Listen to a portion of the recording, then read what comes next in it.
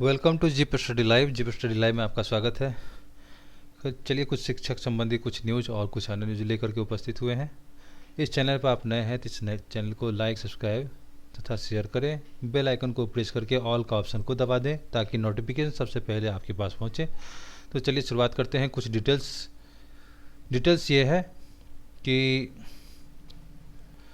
5 राज्यों में बच गया है चुनावी बिगुल। और विधानसभा चुनाव 2022 की बात किया जाए तो यूपी में, उत्तराखंड में, मणिपुर और पंजाब, गोवा, इन सारे सीटों पर जो है 10 फरवरी से मतदान और 10 मार्च को परिणाम भी आ जाएगा। और यूपी में 403 सीटें हैं, उत्तराखंड में 14 फरवरी को है वोटिंग और इसमें 70 सीटें हैं।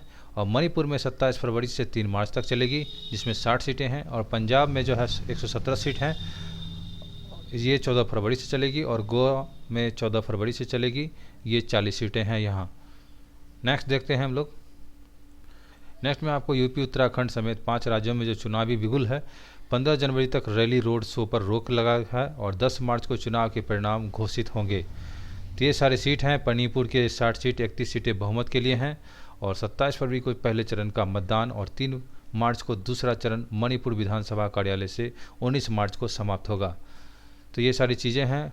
उत्तराखंड में 70 सीटें हैं, 36 सीटें बहुमत के लिए हैं। 14 फरवरी को 70 सीटों के लिए राज्य मतदान होगा। पंजाब में 117 सीट है जिसमें 59 सीटें बहुमत के लिए होंगे और 14 फरवरी को एक चरण में सभी सीटों पर वोटिंग होगी। गोवा में 40 सीटें हैं, इसमें 21 सीटें जो है बहुमत के लिए और 14 फरवरी को एक चरण में सभी सीटों पर मतदान होगा। तो आयोग ने इस बात को सुनिश्चित कर रहा है कि ज़्यादा से ज़्यादा डिजिटल चुनाव प्रचार किया जाए। राजनीतिक दल भी आयोग से सभी दिशा निर्देश को कड़ाई से पालन करने के लिए सभी जिला निर्वाचन अधिकारी और आयोग के पर्यवेक्षक राज्यों में रैलियों पर पाबंदी और अन्य निर्देश का अनुपालन पर कड़ी निगाह रखेगी। कोई भी उल्लंघन पाए जाने पर सख्त कार्रवाई की जाएगी। सुशील चंद्रा जो है अभी मुख्य चुनाव आयुक्त हैं। तो मुख्य चुनाव आयुक्त नई दिल्ली में चुनाव कार्यक्रम का जो है ये जानकारी देते हुए सुशील चंद्रा हैं। मुख्य चुनाव आयुक्त एक जनरल नॉलेज के विषय भी ये हमें जानना चाहिए। तो मुख्य चुनाव आयुक्त अभी जो हैं सुशील चंद्रा हैं। नेक्स्ट देखते हैं हम लोग। देख सकते हैं कि कोरोना काल में पड़ी है परीक्षाओं के मौसम की दस्तक। इंटरमीडिएट की प्रायोगिक परीक्षा कल से, बी बॉस की सेकेंडरी +2 परीक्षा 17 से। तो राज्य में कोरोना काल में परीक्षाओं के मौसम ने भी दस्तक दे दी है। परीक्षाओं के मौसम की शुरुआत इंटरमीडिएट प्रायोगिक परीक्षा से होने वाली है। अगली खबर है, बिहार में नक्शों की होम डिलीवरी जल्द शुरू होगी। ये हमें खबर जानना जरूरी है डिटेल्स में। तो डाक विभाग से करार कर चुका है राजस्व विभाग और शुल्क भी तय कर लिया गया है। नक्शा जो है होम डिलीवरी करने वाला पहला राज्य होगा बिहार। तो किसी को भी अगर नक्शा मंगवाने की ज़रूरत हो, नक्शा लेने की जगह हो, किसी जगह ज़मीन से जुड़े चीज़ों से, तो वो नक्शा मंगवा सकता है। क्योंकि अब इसे ज़मीन से जुड़े दस्तावेजों पर डिजिटल हस्ताक्षर की मान्यता पर सरकार की मोहर लगी है। और सरकार की मोहर लगी तो गांव के नक्शों को भी होम डिलीवरी होने लगेगी। राजस्व ग्राम के नक्शों की डोर स्टेप डिलीवरी के लिए डाक विभाग से राजस्व विभाग करार कर चुका है और विभाग ने दूसरी तैयारी भी पूरी कर ली है। डिलीवरी के कंटेनर की भी व्यवस्था कर ली गई है और जमीन के दस्तावेजों का नकल ऑनलाइन निकालने के लिए राजस्व विभाग ने कैबिनेट डिजिटल हस्ताक्षर की मान्यता का प्रस्ताव कैबिनेट में भेजा है। सरकार ने इस पर मुहर लगाया तो दस्तावेजों के नकल डाक विभाग से ऑनलाइन निकालने ही जा सकते हैं। देश के किसी भी कोने से गांव का नक्शा भी मंगाया जा सकेगा। इसके लिए ज़रूरतमंद को प्रति सीट पर 150 रुपये और डाक शुल्क का भुगतान करना होगा। इस नक्शे पर गुलजार बाग सरकारी प्रेस के नक्शे का उपनिदेशक का हस्ताक्षर डिजिटल करी होगा। तो जानते हैं कि पहले से ही गुलजार बाग में जो पटना में है वहाँ नक्शा बनाया जाता है, सरकारी प्रेस है वहाँ, और सारी व्यवस्था होने के बाद भी इन हस्ताक्षरों की मान्यता के बिना यह काम महीनों तक रुका था। अगली खबर जो है वो आपको वैकेंसीज से है। जो बिहार सरकार में राजस्व विभाग में विशेष सर्वेक्षण को संविदा पर बहाल होंगे 2500 कर्मी। तो बता दें कि राजस्व एवं भूमि सुधार विभाग ने सारे रिक्त पदों को भरने लग गया है और विभाग के भू अभिलेख और परिणाम निर्देशालय में पहले से ही स्वीकृत 6875 पदों पर 4628 कर्मियों की बहाली हुई है। तो 6875 इधर 4628 कर्मियों की बहाली हुई है और इसके बावजूद भी कई पद रिक्त रह गए हैं। लिहाजा विभाग ने एक बार फिर 2500 कर्मियों की बहाली का फैसला किया है। ये सभी पद संविदा आधारित होंगे और जमीन के विशेष सर्वेक्षण के लिए संविदा पर करीब 2500 कर्मचारियों की बहाली के लिए ऑनलाइन आवेदन लिया जाएगा। इस साल पूरी होने वाली इस बहाली में अभ्यर्थियों की छटनी भी कंप्यूटर से ही की जाएगी। भू अभिलेख एवं परिमाप निदेशक जैसी ने बताया कि भूमि सर्वेक्षण के लिए सरकार द्वारा संविदा आधारित 6875 पद पर सृजित किए गए थे। इसमें विशेष सर्वेक्षण सहायक बंदोबस्त पदाधिकारी के 275 और कानून गो के 550 पद, विशेष सर्वेक्षण अमीन के 4950 पद और लिपिक के 550 पद हैं। तो इसके लिए अगली खबर जो है आपको सूबे में 12 जनवरी तक हल्की बारिश के आसार होंगे। कुछ जगहों पर कोल्ड डे जैसी बन सकती है परिस्थितियां। शनिवार के दिन धूप खिलने की कई जिलों में राहत होगी। तो सिस्टम सक्रिय होने से कुछ हिस्सों में अगले कुछ दिनों में बारिश की संभावना है और ये आपको देखने को मिल जाएगा। शुक्रवार को उत्तर पश्चिमी बिहार से शुक्रवार को 12 जनवरी तक सूबे में हल्की मध्यम बारिश की संभावना बताई जा रही है। अगली खबर जो है कोरोना पाबंदियां लागू कराने के लिए अभियान आज से, और मुख्य सचिव से सभी डीएम और एसपी को दिया गया है आदेश।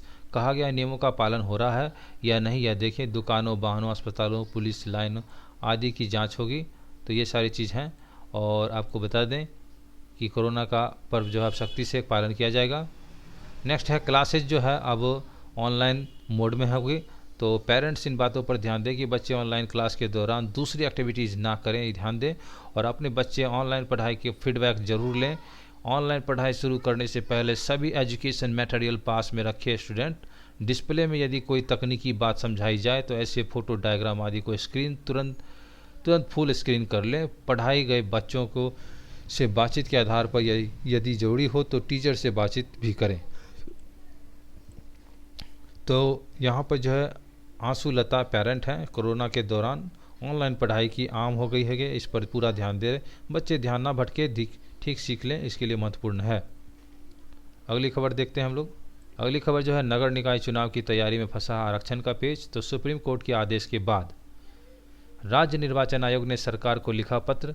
त्रिस्तरीय पंचायत और नगर निकाय चुनाव में 50% आरक्षण देने का मामला उजागर हुआ है। तो आरक्षण की जो गुत्थी है वो इस प्रकार से है। 263 नगर निकायों में होना है चुनाव, अप्रैल मई में पूरा होना है और 19 नगर निगम, 89 नगर परिषद और 155 नगर पंचायतों में। ये पटना का खबर है। तो विशेष आयोग का गठन सुप्रीम कोर्ट के संविधान की पीठ ने 2010 में आदेश दिया था कि नगर निकाय या त्रिस्तरीय पंचायत चुनाव में सरकार शैक्षणिक आरक्षण तर्ज पर आरक्षण नहीं दे सकती है और इसके लिए विशेष आयोग का गठन कर पिछड़े और अति पिछड़े की आबादी का सर्वे कर सुनिश्चित करना होगा। संबंधित जातियों को विभिन्न कसौटी के आधार पर कितने प्रतिशत आरक्षण चाहिए। साथ ही क्या है ट्रिपल टेस्ट। आरक्षण की व्यवस्था में तब्दीली से पहले ट्रिपल टेस्ट यानी त्रिस्तरीय जांच प्रक्रिया सुनिश्चित करनी है।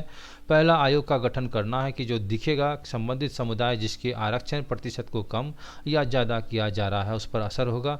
अगर किसी की श्रेणी में आरक्षण बढ़ाना है और उसे जरूरत से भी है या भी नहीं, दूसरी श्रेणियों का उसका असर होगा। तो ये सारी चीज़ें हैं।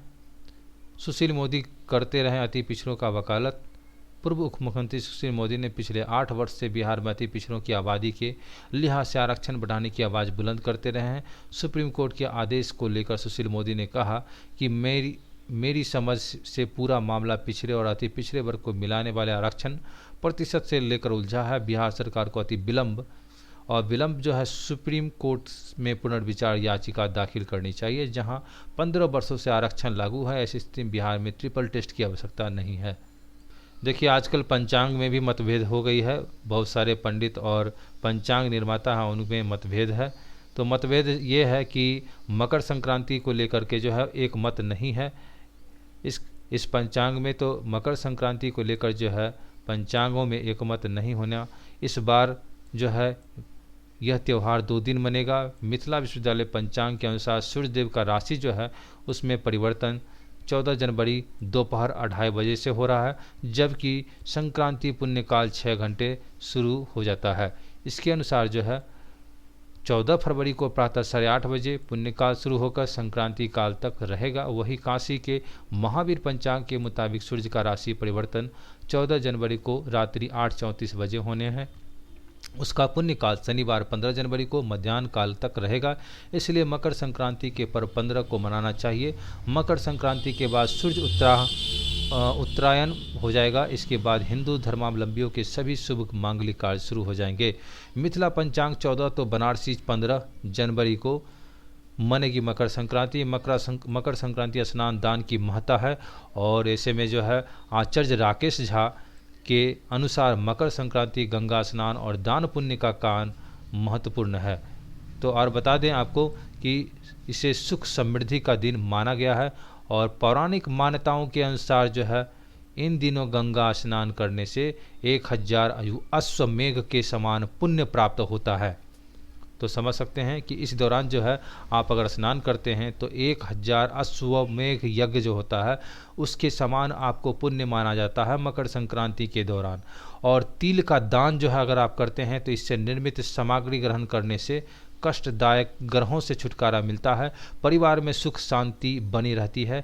मकर संक्रांति को भगवान सूर्य धनु राशि में मकर राशि में प्रवेश करते हैं और शास्त्रों में उत्तरायण की अवधि को देवताओं का दिन और दक्षिणायन को जो है देवताओं की रात के तौर पर माना जाता है। तो इस प्रकार से आपको बता दें कि मकर संक्रांति में जो है तिल और खिचड़ी की भी प्रधानता है। और पंडित झा ने बताया कि मकर राशि के स्वामी शनि और सूर्य के विरोधी राहु होने के कारण दोनों के विपरीत फल के निवारण के लिए तिल का खास जो है प्रयोग किया जाता है। और उत्तरायण में सूर्य की रोशनी में और प्रखरता आ जाती है। तिल से शारीरिक मानसिक और धार्मिक उपलब्धियां हासिल होती है। तिल विष्णु को अत्यंत प्रिय है। यह गर्म भी होता है और तिल के दान और खिचड़ी खाने से वैकुंठ पद की प्राप्ति होती है। ठंड के बाद गर्म होने से चर्म रोग की आशंका से तिल का सेवन किया जाता है। तिल तैलीय होने के कारण शरीर को निरोग रखता है। अगली खबर जो है रेल टिकट अब अतिरिक्त शुल्क लगेगा। तो समझ सकते हैं कि कोरोना काल में सरकार भी किराया बढ़ाने से बाज नहीं आ रही है। और आपको बता दें कि रेलवे बोर्ड ने प्रत्यक्ष रूप से किराया तो नहीं बढ़ाया, लेकिन स्टेशनों के विकास यानी स्टेशन डेवलपमेंट के नाम पर जो फंड लिया जा रहा है अतिरिक्त शुल्क बढ़ा दिया गया है। यात्रियों के अब निर्धारित किराए के अलावा जो है 10 से 50 रुपये तक देने होंगे।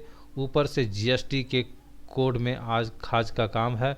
और आपको बता दें कि जीएसटी कोड में खाज का काम करेगा। रेलवे बोर्ड ने प्रक्रिया आरंभ कर दी है। रेलवे बोर्ड के अनुसार गोरखपुर, लखनऊ और बनारस आदि जिन स्टेशनों पर विकास हो रहा है या हो चुका है उन स्टेशनों की यात्रा से यात्रियों को दोनों तरफ से शुल्क का 1.5 गुना देना होगा। दोनों स्टेशनों में एक का विकास नहीं हुआ तो एक का शुल्क लगेगा। और विकसित स्टेशनों से जारी प्लेटफॉर्म टिकट में 10 रुपये जो है अतिरिक्त जुड़ जाएंगे। इन स्टेशनों पर अतिरिक्त शुल्क राजेंद्र नगर, बरौनी, बेगूसराय, गया, मुजफ्फरपुर, सिंगरौली और सीतामढ़ी, दरभंगा, धनबाद, पंडित दीनदयाल उपाध्याय जंक्शन अतिरिक्त शुल्क का भुगतान करना होगा।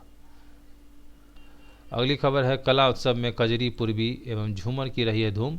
बिहार शिक्षा परियोजना के तत्वाधान में आयोजित राज्य स्तरीय कला उत्सव में प्रदेश के कोने कोने से आए छात्र छात्राएं खूब धमाल मचा रहे हैं। यहाँ बच्चों ने पूर्वी झूमर, कजरी, गोदान आदि प्रस्तुत किया। सारण की तृप्ति कुमारी ने झूमर, शेखपुरा से आए गोपाल कुमार ने पूर्वी शेखपुरा से आए ईशा कुमारी ने कजरी, दरभंगा से आए गौरव कुमार ठाकुर ने गोदना प्रस्तुत कर पूरे वातावरण को संगीतमय और बना दिया है। इन छात्रों को अब जो है बिहार शिक्षा परियोजना की ओर से पुरस्कृत किया जाएगा। अगली खबर हम लोग देखते हैं। खबर जो है आपको अगली खबर छात्राओं के लिए प्रोत्साहन के लिए योजना में 537 करोड़ रुपए। चालू वित्तीय वर्ष में राज्य सरकार ने स्नातक पास छात्र छात्राओं को प्रोत्साहन राशि का भुगतान के लिए 537 करोड़ 50 लाख रुपए की स्वीकृति दी है। इसमें 497 करोड़ 23 लाख 19 हज़ार रुपये जारी कर दिया गया है। इस राशि से स्नातक पास छात्र छात्राओं को माध्यम से इसी माह भुगतान होगा। शिक्षा विभाग के उप सचिव अरशद फिरोज की ओर से शनिवार को यह जानकारी दी गई।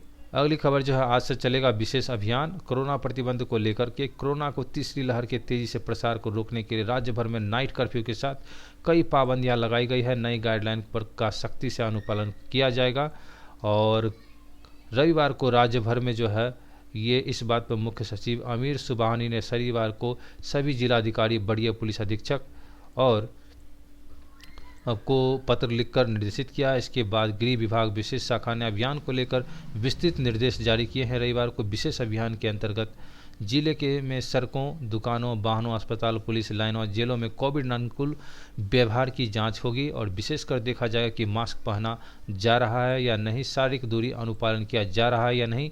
विशेष दल का होगा गठन और गृह विभाग ने विशेष जांच अभियान को लेकर सभी जिलों को डीएम, एसपी को स्वयं अपने अधीनस्थ पदाधिकारियों का दल गठित कर कठोरता से अनुपालन सुनिश्चित करने को कहा गया है। तो अपर मुख्य सचिव, प्रधान सचिव, विभागाध्यक्ष, प्रमंडलीय आयुक्त, रेंज आईजी, डीआईजी आदि को भी पत्र की लिखकर प्रतिलिपि दिया गया। बस, ऑटो में चला मास्क जांच अभियान में 223 पर कार्रवाई की गई और इस दौरान 565 वाहनों की जांच की गई और 223 विभिन्न वाहन चालकों को जुर्माना लगाया गया। वहीं 17 वाहनों को जब्त भी किया गया है। तो ये सारे जो हैं। अगली खबर है कि बूस्टर डोज के बारे में आप जान ले होंगे कि बूस्टर डोज के लिए पंजीकरण कराने के लिए जरूरत नहीं होगी और बिहार में कोरोना टीका के बूस्टर डोज के लिए लाभार्थी को कोविन पोर्टल पर पंजीकरण कराने की जरूरत नहीं है। राज्य में 10 जनवरी से कोरोना टीका का बूस्टर डोज दिए जाने को लेकर सभी तैयारियां पूरी कर ली गई है। इसके लिए 24 लाख कोरोना टीके की खुराकें बिहार को प्राप्त हुई है। तो स्वास्थ्य विभाग के अपर मुख्य सचिव प्रत्यय अमृत ने बताया कि कोरोना टीका का बूस्टर डोज लेने के लिए किसी भी प्रमाण पत्र की जरूरत नहीं होगी। 8 जनवरी से ऑनलाइन अपॉइंटमेंट टीका के बूस्टर डोज के लिए लिया जा रहा है। इसके लिए पोर्टल को देर रात तक खोला जाएगा। राज्य में 10 लाख से अधिक हेल्थ वर्कर एवं फ्रंटलाइन वर्करों की बूस्टर डोज दिया जाएगा। अगली जो है नीट काउंसलिंग की जो तिथि है वो जल्द दी जाएगी। नीट दाखिले में आरक्षण पर शुक्रवार सुप्रीम कोर्ट का फैसला आने के बाद मेडिकल काउंसलिंग कमेटी जो है एमसीसी ने अहम नोटिस जारी किया। इसमें एमसीसी ने अभ्यर्थियों को सुप्रीम कोर्ट के फैसले के बारे में जानकारी दी और छात्रों को आश्वासन दिया कि काउंसलिंग का नया शेड्यूल जल्द वेबसाइट पर जो है ये mcc.nic.in पर जारी किया जाएगा। तो 2021 के लिए 15% नीट पीजी प्रवेश, 2021 के लिए 50% सीटों पर ऑनलाइन का काउंसलिंग होगा। देखिए बिहार इंटरमीडिएट में जो है एक नोटिस आया है। इसमें इंटरमीडिएट वार्षिक प्रायोगिक परीक्षा 2022 सभी जिलों में निर्धारित परीक्षा केंद्रों पर 10/1/2022 से जो है और 20/1/2022 तक संचालित होगी और प्रायोगिक परीक्षा सफल संचालन के बाद जो है परीक्षा समिति नियंत्रक कंट्रोल रूम स्थापित करेगा और 9/1/2021 से 20/1/2022 तक पूर्वाह्न 9 बजे से 6 बजे तक कार्यरत रहेगा। प्रायोगिक परीक्षा 2022 संचालित होने के क्रम में किसी प्रकार की परीक्षा संशय अथवा किसी प्रकार का कठिनाई समस्या होने पर समिति के नियंत्रण कक्ष में दूरभाष संख्या इतना पर संपर्क त्वरित समाधान प्राप्त करने के लिए किया जा सकता है। तो बिहार बोर्ड जो है इंटर प्रायोगिक परीक्षा कल से है और बिहार बोर्ड इंटरमीडिएट परीक्षा 10 जनवरी से शुरू होगा। परीक्षा 20 जनवरी तक चलेगी। बिहार बोर्ड ने इस पर प्रायोगिक परीक्षा को होम सेंटर पर ही लेने का निर्देश दिया है। प्रदेश भर में 10 लाख से अधिक परीक्षार्थी इसमें शामिल होंगे। प्रायोगिक परीक्षा को कई शिफ्टों में ली जाएगी। साथ ही आपको बता दें कि बिहार बोर्ड की मैट्रिक परीक्षा का प्रवेश पत्र भी जारी कर दिया गया है और वेबसाइट पर प्रवेश पत्र डाउनलोड किया जा सकता है। प्राचार्य अपने यूजर आईडी और पासवर्ड से लॉगिन कर प्रवेश पत्र डाउनलोड करेंगे और प्रवेश पत्र डाउनलोड करके संबंधित सभी छात्रों को देंगे। ज्ञात हो कि मैट्रिक से इंटरनल जो है असेसमेंट वो प्रायोगिक परीक्षा 20-22 जनवरी तक आयोजित की जाएगी। अगली खबर की ओर रुख करते हैं हम लोग। अगली खबर है वो आपको 12 को ड्रग्स के खिलाफ ई प्रतिज्ञा लेने छात्र और शिक्षक, भारत सरकार के निर्देश पर सूबे में होगा ऑनलाइन आयोजन और छात्र छात्राएं शपथ के रूप में जीवन को हाँ कहेंगे और ड्रग्स को ना कहेंगे। तो इस तरह के शपथ लिए जाएंगे। विवेकानंद जयंती यानी विश्व युवा दिवस के मौके पर 12 जनवरी को बिहार के स्कूली विद्यार्थी ड्रग्स के खिलाफ ई प्रतिज्ञा लेंगे। तो ये जो है शिक्षा और साक्षरता विभाग और नारकोटिक्स कंट्रोल ब्यूरो के दिशा निर्देश के मद्देनज़र इस तरह के प्रोग्राम जो है राज्य भर में आयोजन किए जाएंगे। विद्यार्थी इसमें जुड़ेंगे और नशीली दवाओं का सेवन नहीं करेंगे। इसके लिए शपथ पत्र की बात और स्लोगन दिया जा रहा है और ये स्लोगन जो है क्या है, तो जीवन को हाँ और ड्रग्स को ना कहो। ये सारी चीज़ हैं जिसे व्यापक तौर पर फैलाया जाएगा। तो अभी जो है नियंत्रक ब्यूरो महानिदेशक द्वारा इसको लेकर बिहार सरकार शिक्षा विभाग को पत्र लिखकर भेजा गया है।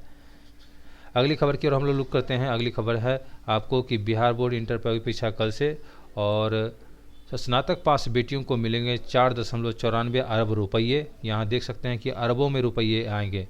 तो अरब में यहाँ जानते हैं कि ये इस कुल उपबंध जो है आपको 6 आलोक में 96 करोड़ की राशि स्वीकृति विमुक्त किया जा चुका है। जानते हैं कि आप लोग राज्य में स्नातक पास होने वाली बेटियों को 4 अरब 94 करोड़ रुपये 23,19,500 रुपये मिलेंगे। और वित्तीय वर्ष 2021-22 के लिए मुख्यमंत्री कन्या उत्थान योजना के अंतर्गत मुख्यमंत्री बालिका प्रोत्साहन योजना जो है उसके तहत आपको बेटियों को पहले प्रति छात्रा 25,000 रुपये की राशि दी जाएगी, उस जो अब बढ़कर 50,000 रुपये हो गई। हालांकि वर्तमान वित्तीय वर्ष 2021-22 में मुख्यमंत्री कन्या उत्थान योजना अंतर्गत मुख्यमंत्री बालिका प्रोत्साहन योजना के लिए बालिकाओं को प्रोत्साहन राशि उपलब्ध कराने हेतु 200 करोड़ रुपए के माध्यम से 4 अरब 33 करोड़ 50 लाख रुपये अतिरिक्त उपबंध किया गया है। अगली खबर जो है आपको टीवी स्क्रीन पर जो है बच्चे को रहे ऑनलाइन पढ़ाई। तो राजधानी समेत राज्य के अधिकांश स्कूलों में ऑनलाइन पढ़ाई शुरू हो गई है। खास बात यह है कि बच्चे ऑनलाइन पढ़ाई के लिए नई नई तकनीक का प्रयोग कर रहे हैं। टैब और टैबलेट का इस्तेमाल आम बात हो गई है, और इसकी स्क्रीन पर आने वाली कंटेंट टीवी पर दिखाई जाती है। सबसे बड़ी बात यह है कि स्मार्टफोन के साथ साथ अन्य विकल्प भी हैं। IT विशेषज्ञ PK सिन्हा का कहना है, और लेटेस्ट ट्रेंड टीवी स्क्रीन का इस्तेमाल कर पढ़ाई करने का, इससे छात्रों को ऑनलाइन पढ़ाई करने में सुविधा हो रही है। मोबाइल के जरिए पूरे फंक्शन सीधे कंट्रोल किया जा सकता है, इसके बाद टीवी तक जाने की आवश्यकता नहीं पड़ती है। अगली खबर जो है रोजगार मांगने में बिहार के किशोर सबसे आगे हैं। तो ये खबर है, तो रोजगार पोर्टल में अगर आप जाएं तो बिहार स्कूल में जो रोजगार मांगने में बिहार किशोर सबसे आगे हैं। नेशनल कैरियर सर्विस जो होता है NCS, इसमें पोर्टल में पंजीकृत बिहार बेरोजगार सबसे अधिक प्रतिशत 18 वर्ष से कम उम्र वालों की है। हालांकि संख्या में लिहाज से तेजी है। रोजगार मांगने वाले की संख्या सबसे अधिक 25 से 34 वर्ष वाले युवा हैं, और 13,60,952 बेरोजगार पंजीकरण कराया था। तो रोजगार पोर्टल पर देख सकते हैं 18 साल से कम उम्र के 12% युवाओं ने किया है पंजीकरण। और आपको बता दें कि इसमें जो है पंजीकरण जो है एज वाइज जो है अलग अलग ढंग से किया गया है। तो इसमें जो है आपको देश भर में 7,31,255 ऐसे लोग जो हैं पंजीकरण किया है। जिन्होंने पढ़ाई नहीं की, इसमें 5,37,280 लोग केवल बिहार के हैं, और देश में बिहार की भागीदारी 73.47% है। 9वीं तक पढ़ने वाले की संख्या 12,534 है। अगली खबर जो है आपको सूबे में 12 जनवरी तक हल्की बारिश के आसार हैं, और कुछ जगहों पर कोल्ड डे जैसी बन सकती हैं परिस्थितियाँ, और शनिवार को इसे धूप में खिलने की कई जगह राहत है। और आपको बता दें कि सूबे में बारिश का सिस्टम जो है वह सक्रिय हो गया है। वेतन निर्धारण इंडेक्स 3 की बाध्यता समाप्त करने की बात कही जा रही है। इसके लिए मांग भी उठी है। पंचायती राज नगर निकाय शिक्षकों के मूल वेतन में गत 1 अप्रैल 15% राशि की बढ़ोतरी के भुगतान, और साथ ही वेतन निर्धारित में इंडेक्स 3 की बाध्यता समाप्त करने की मांग TTSTT उत्तीर्ण नियोजित शिक्षक संघ गोपुट ने किया है। तो संगठन के प्रदेश अध्यक्ष मार्कंडे पाठक एवं प्रवक्ता अश्वनी पांडेव ने कहा है कि नव प्रशिक्षित शिक्षकों के इंडेक्स में जो है 3 की बाध्यता में बांध देने से हजारों की संख्या में शिक्षकों की प्रतिमाह हजारों रुपए का नुकसान हो रहा है। इसके मद्देनज़र उन्हें इंडेक्स 3 की बाध्यता को समाप्त करने की मांग करते हुए विभाग द्वारा निर्गत पत्र के अनुरूप वरीय शिक्षकों के वेतन में कन्या समक्ष उससे ज़्यादा निर्धारित करने की जैसा कि मांग है। स्नातक ग्रेड शिक्षकों की वेतन बेसिक और ठीक उसी प्रकार के उच्चतर माध्यमिक जो है विद्यालय के शिक्षकों के वेतन माध्यमिक विद्यालय के शिक्षकों से अधिक निर्धारित किया जाए। इसी बीच संगठन प्रदेश सचिव शाकिर इमाम एवं नाजिर हुसैन ने कहा कि PFMS के कारण विभिन्न जिलों में शिक्षकों के वेतन अवरुद्ध हैं, जिस पर विभाग संज्ञान शीघ्र अवरोध को दूर करते हुए नवंबर-दिसंबर में वेतन और नव प्रशिक्षित शिक्षकों के एरियर का भुगतान शीघ्र सुनिश्चित करे। तो ये सारी खबर है। नेक्स्ट हम लोग और शिक्षक नियुक्ति पत्र वितरण के लिए तैनात किए जाएंगे नोडल पदाधिकारी। ये खबर दरभंगा की है। और 3 दिनों में किरतपुर प्रखंड की मेगा सूची उपलब्ध नहीं होने पर सचिव पर होगी कार्रवाई। ये राज्य के अंदर प्रमाण पत्रों के सत्यापन की कार्रवाई की प्रगति पर है। शिक्षक नियोजन में को ले जिला परिषद की बैठक आयोजित की गई। 10 जनवरी तक मेगा सूची का होना है प्रकाशन। ये खबर जो है जमुई का है और यहाँ पे जीपी यानी जो जीपी का चुनाव हो चुका है जिला परिषद का, अब बैठक भी लिया जा रहा है और थर्ड काउंसलिंग कैसे हो, किस प्रकार से हो, मेगा सूची की अन्य सारी जानकारियाँ बैठक में लेते हुए। अगली खबर जो है फर्जी सर्टिफिकेट पर चयनित जो है 13 अभ्यर्थियों पर प्राथमिकी का आदेश है। बरहरा प्रखंड के 7 और उदवंद नगर के 6 अभ्यर्थियों पर होगी कार्रवाई। प्रमाण पत्रों की ऑनलाइन मिलान की गड़बड़ी मिलने पर केस दर्ज किया जाएगा। नियोजन में गड़बड़ झाला, ये सारी चीज़ें मिले। कितने लोग धराए हैं, इन पर एफआईआर भी हुआ है सचिव के द्वारा। अगर नहीं पहुंचेंगे तो उनको सचिव पर भी कार्रवाई किया जाएगी। तो ये सारे जो खबर थी जो हम लेकर के उपस्थित हुए। मिलते हैं अगले कुछ वैकेंसी शिक्षक संबंधी न्यूज़ के साथ। तो इस चैनल को लाइक, जीपीएस स्टडी लाइव को जीपीएस स्टडी लाइव को आप सब्सक्राइब, बेल आइकन को प्रेस करके ऑल कर दें। साथ ही आप जो है उसको लाइक और सब्सक्राइब जरूर करें। अगर हो सके तो कुछ कमेंट भी कर सकते हैं। अगर कुछ अन्य जानकारी आपको लेना हो या देना हो तो ज़रूर कमेंट करें और हम आपकी बातों को अमल करेंगे। तो मिलते हैं अगले वीडियो में, तब तक के लिए खुश रहें। धन्यवाद।